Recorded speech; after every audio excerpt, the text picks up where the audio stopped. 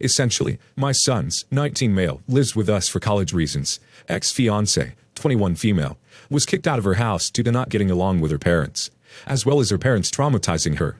She came here to live per my son's request, and he worked really hard to make her comfortable. He gave up his room for her, he cooks for her, picks up after her. We told her she could stay as long as she needs to, and while she was here, we would get her a driver's license and a job, so she could get back on her feet. Recently, it comes apparent to everyone in our home that she's been distant from my son, and it's been killing him inside. I told him to give her time. She would come around. She's just going through a lot.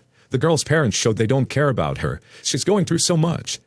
Well, the other night, my son came home from work dead silent, and didn't say a word to his fiancée or my daughter, 18 female. He just went to his old room and stayed there. She eventually went in the room, and a while later, we heard some screaming, calling her a B and an S. I went into his room, and she was crying, and he was packing her things. She said he threw something and it scared her, but he said he for sure didn't, and showed us video proof that he didn't. He had caught his fiancée cheating with his sister, who was my daughter, and confronted her while recording, just in case she tried to claim he did something to hurt her. I told him to unpack her things and we would talk about it. It's been 3 days, and he's pleaded for us to kick her out, but I said I'm a man of my word, and I wouldn't force her to leave until she is able to. He asked me to at least kick her out of his room, and I told him he gave it up, so it's hers until she leaves. He has completely stopped talking to me. He has disowned his sister, and is trying to get a roommate lined up. He told me I've shown clear favoritism towards his ex, and that if I don't make an attempt to fix things, he would cut me out. But I'm just trying to teach him accountability, and I'm trying to show him that he needs to make better life choices, or they could come back and bite him in the butt. My wife started an argument with me about how even if I don't kick out my son's ex, I would still make an attempt to fix things between me and my son. But I said he's an adult now. He can apologize to me for the things he has and hasn't said. And my wife just stared at me and called me a coward. I thought I was in the right. I still do. But now that my wife told me firsthand I could be wrong, I'm doubting myself. Am I the a-hole? Edit. My daughter did receive punishment as soon as I found out. Her internet has been turned off permanently. She has to pay for her own Wi-Fi. Also, I told her she's going to have to apply to real jobs to pay for college as well. My daughter isn't the golden child by any standard. She received punishment, as did my son's ex. I am in no way comfortable having her in my house with my son. But he hasn't been an adult at all either. I've tried to have sit-down conversations with him of what to do, but he's been giving me the cold shoulder, telling me we have to kick her out, but she has nowhere to go. I told her she's not allowed to eat out of our refrigerator and has to buy her own food, and she's not allowed to use our Wi-Fi or electronic devices. They're both being punished, and I've so far been trying to cover my son's expenses to help them out and as compensation. He hasn't talked to me to come to a solution, so I've been letting him calm down. I expect an apology for his childish behavior towards me, not his ex. Yes, you're the a-hole. Okay, fine. Don't immediately throw her out on the street. But A, give your son's damn room back, and B, give her a leave date and stick to it. You can help her find new accommodations if you really want to. You made her a promise. Well, she broke a promise too, and your son has been badly hurt by both his girlfriend and his sister. You're his parent. Try acting like it. You're the a-hole. She cheated. You're forcing him to live with the girl that broke his heart, and her partner in the affair. I get being a stand-up guy and sticking to your word, but she didn't stick to her word. This is how you raise a child that lets their partners walk all over them. What accountability are you teaching him? You're the a-hole. This feels fake, but on the off chance it's not. Seriously? Accountability? You think most people could foresee their partner cheating on them with their sibling? Come on. What you are doing is actively choosing this girl over your son, and that's crappy. You should at least have the decency to give your son his room back. Give this girl notice to get the duck out, and start being a better parent for duck's sake. Ha. My ex cheated on me while I was pregnant with our son. He only told me because he got his now wife pregnant, and had no choice. He wanted us to work things out, but I knew I couldn't play stepmom to his love child, so I chose to divorce him for my own sanity. Our families were very close. My late dad was his dad's best friend, and I grew up considering them like second parents. We've remained close even after the divorce. They spoil my son a lot. They constantly buy him gifts. They pay for his school and all of his activities. They pay so that I can take him on vacation every year, etc. They don't do these things for my ex's daughter, and it's causing jealousy between the kids. My ex banned them from buying our son gifts or paying for his school, as they were blatantly favoring our son. So his parents called me and asked if they could see my son when he was with me, to give him his gifts, and if I would let them continue to pay for his school. which I agreed to. My ex and his wife found out, and are now pissed at me. Apparently, my son was rubbing it in their daughter's face that their grandparents love him more. They want the three of us to figure out a way forward, but I don't see how this is my problem. Am I the a-hole? Everyone sucks here.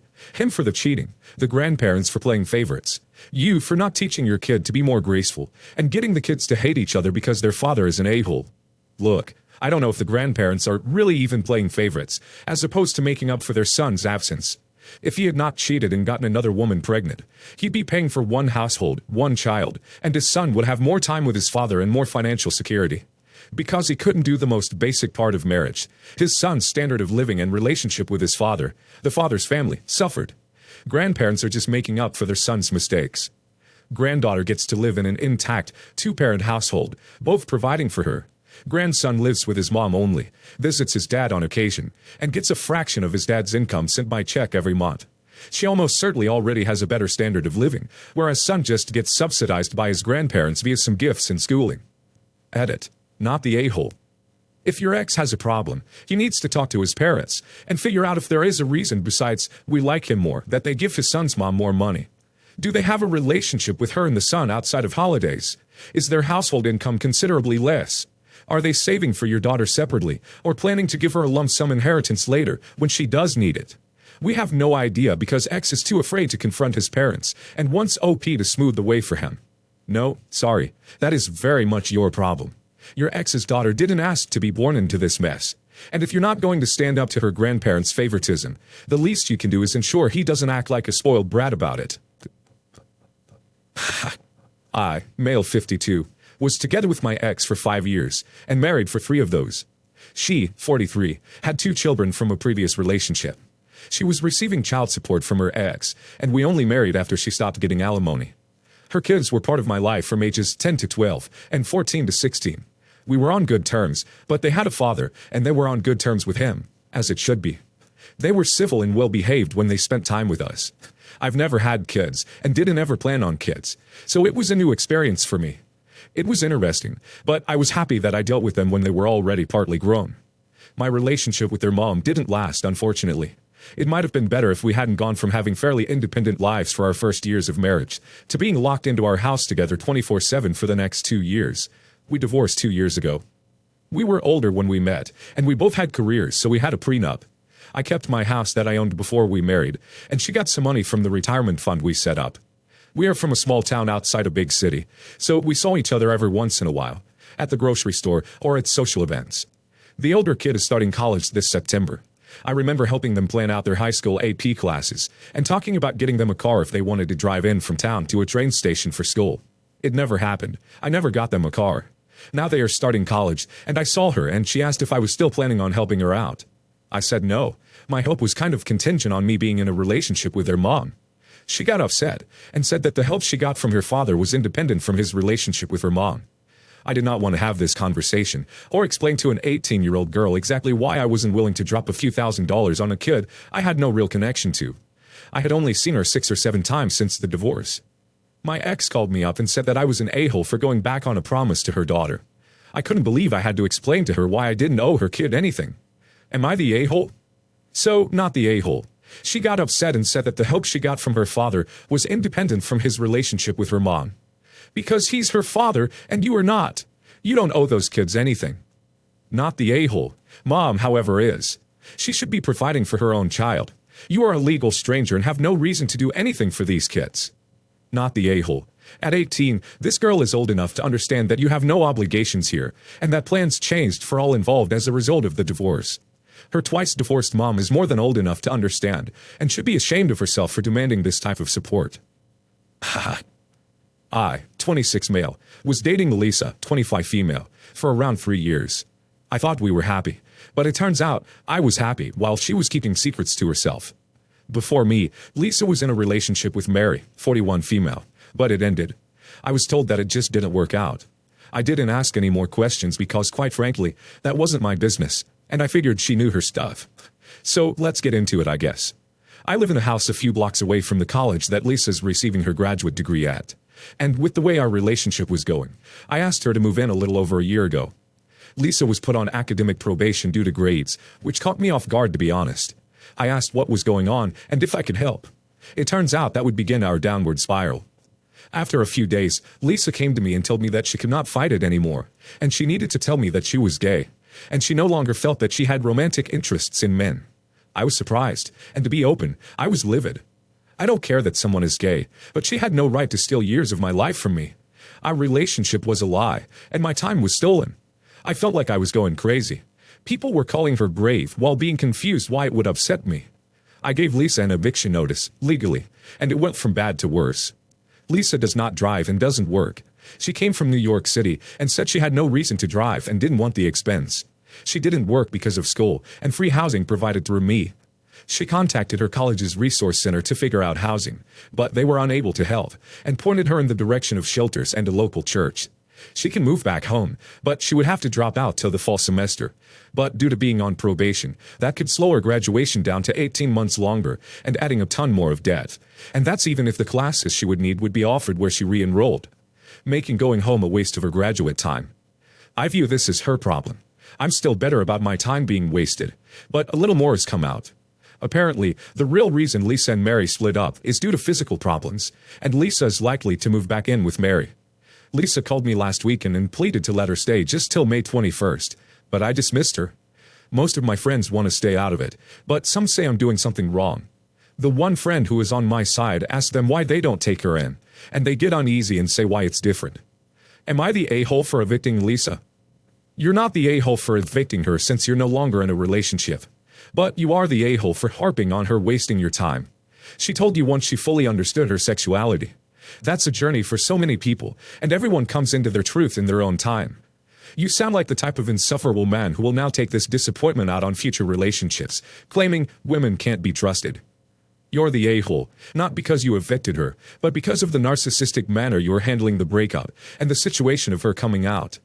Narcissistic? You expect him to be okay with the fact that she left him? He was affected negatively by her coming out. On top of that, she used him. He has every right to be upset. What is he supposed to do? Cheer her on? Not the a-hole. At this point, I would have trouble believing anything she said. I would evict her and move on with your life. She's not your problem anymore. I just job hopped and landed a job at a, frankly, ridiculous salary. I went from making $120K doing software engineering to $310K in a senior systems engineering role, plus a sign-on bonus and stock options. It's at a startup company that's high risk, high reward, so it's a gamble if the company will still exist in a few years. But for now, it's great. I decided I didn't want to change my lifestyle at all, since the money's probably temporary. So I kept on spending like always, and just put all the extra money into maxing out my retirement savings and paying down my house. I've also been in a relationship with my boyfriend Jason for about 1.5 years. He makes $90K, so he's doing really well himself. We're both in a low cost of living rural area, and he's still making a lot more than average here. But after I got the new job, he started being really critical of how I spend, or don't. Like, I wanted to build a sunroom gazebo for my house, so I went to the construction material recycling and reuse center to buy some lumber and some vintage windows to make it. Woodworking and DIY is genuinely a hobby of mine, but my boyfriend made fun of me for still going to the junkyard to build the gazebo, even when I could afford to hire a contractor. But the bigger fight has been about vacation. We plan to do a road trip in the summer, camping most of the way, and staying in hotels a night or two a week to shower and stay near cities we visit. But after I got the new job, he wants to stay in hotels every night. I was kind of stressed about that, because I don't want to start spending like I'll always have this kind of cash flow and have that lifestyle creep, since I know it might not last, and I don't want to feel disappointed or struggle when I have to scale back my spending. So it was really important to me to just put away whatever extra money that's temporarily coming through for the future. But my boyfriend told me I was being ridiculous, wanting to sleep on the ground on our vacation when I was making so much.